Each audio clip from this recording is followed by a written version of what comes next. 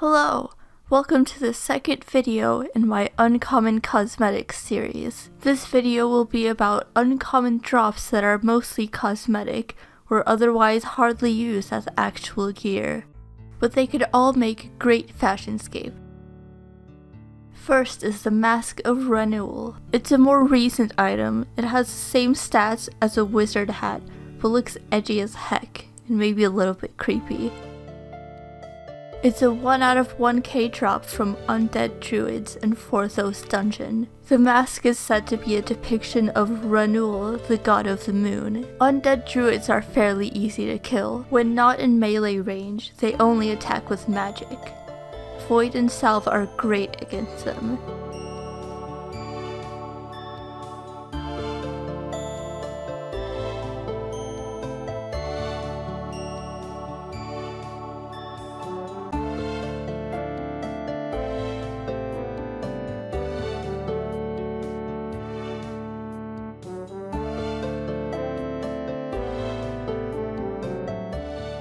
Next is the Tribal Mask. You get Tribal Masks from doing the Taibo One-Eye cleanup minigame and killing the Broodoo victims. They're only level 60, but hard to kill unless you use their weakness on them. The green ones are damaged most by anti-poison, yellow ones damaged by Relisim's Balm, and white victims are damaged by food, and each of them drop the exact mask that they wear. The mask can be made into a shield at 35 crafting by using a hammer on it with 8 nails and 2 snakeskins.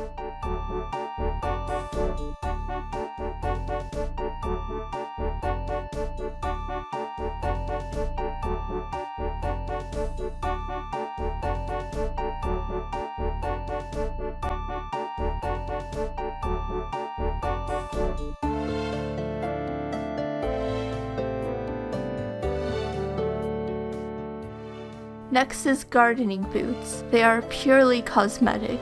They don't have any stats and don't help with farming. They are a 2 out of 182 drop from farmers. I've found that the easiest way to kill farmers without just staying in one place and hopping worlds would be the spot north of Ardone. Here there are 2 farmers that spawn a little bit away from each other, so you'll have to run back and forth. It would be better with staminas or even a cannon if you really want these boots.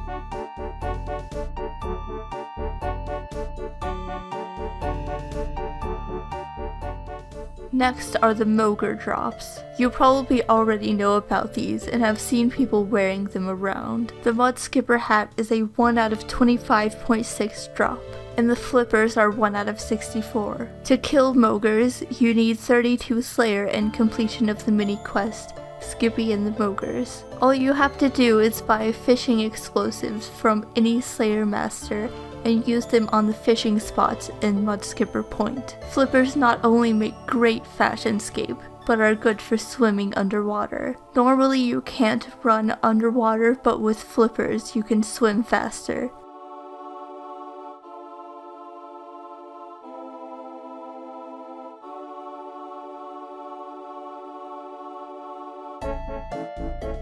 Next up is the Shaman Mask. This is one of the 2 items in this video that are available in free-to-play. It has the same stats as an Iron Full Helm. It is a 1 out of 1200 drop from Ogress Shamans and Warriors.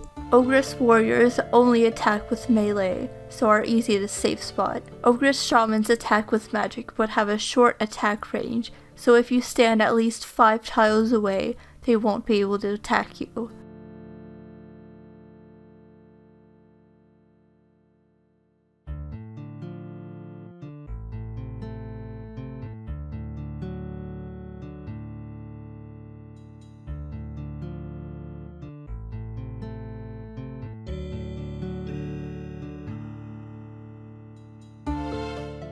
And now for the armor I was wearing in the beginning of the video, and my personal favorite. Skeletal Armor is something I rarely see in the game, but it's really cool. You need at least 40 mage and defense, and completion of Fremennik trials in order to wear this armor. To obtain it, you kill Wallasalkis. Each of the 3 skeletal pieces, plus gloves and boots, are 1 out of 64 drops. When you get the incomplete skeletal pieces, you can use Dagonoth hide and pay Pyr the Seer to make the finished skeletal armor. Wallasalkis are level 98.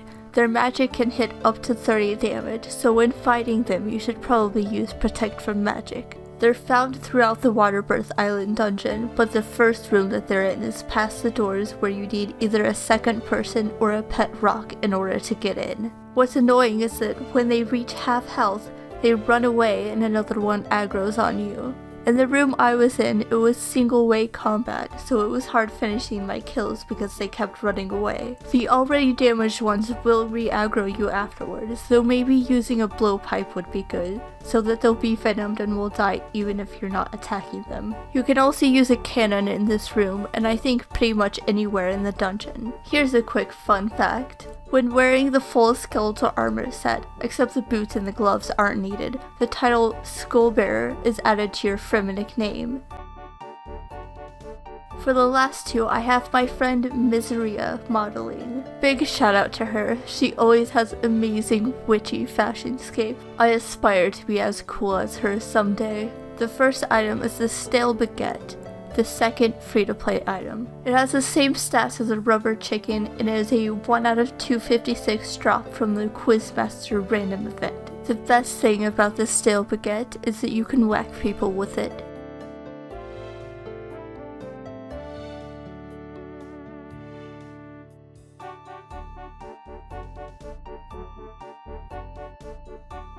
Last is the Satchel. Miseria has the black satchel, obviously to match her aesthetic, but there are 6 different colored satchels in total. Each of them are dropped from the hybrids in the Tower of Life at a 3 out of 20 drop rate. They can store 1 cake, 1 banana, and 1 triangle sandwich in total. They can be traded but aren't sold on the Grand Exchange, so finding someone selling satchels may be difficult, but killing the hybrids in the Tower of Life is easy. All of the hybrids are different levels, but I found them all pretty easy to defeat with just a blowpipe. To get a black satchel, you have to kill sword chicks.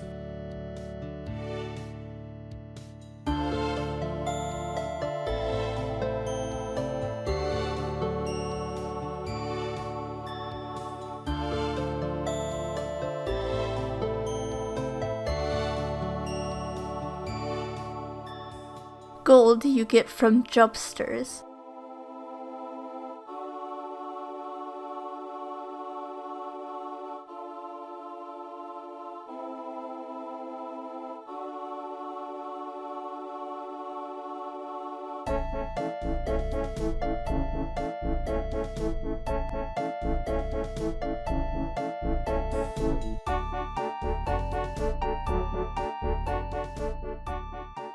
Green from Unicows.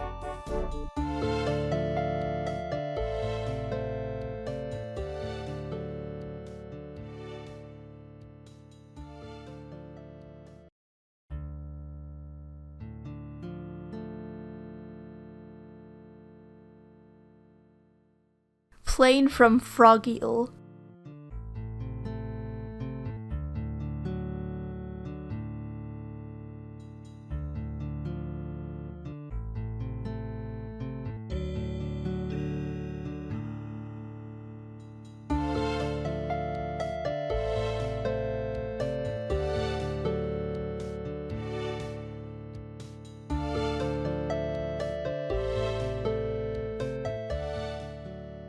Red from Spideen.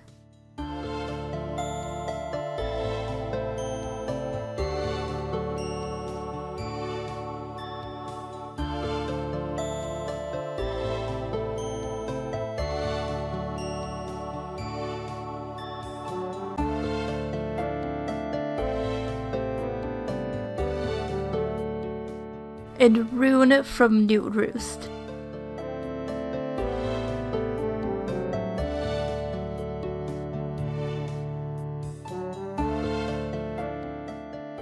Each of the hybrids also drop a tea flask, which is a 1 out of 10 drop. It can store up to 5 cups of plain tea. When you drink directly from the flask, this happens.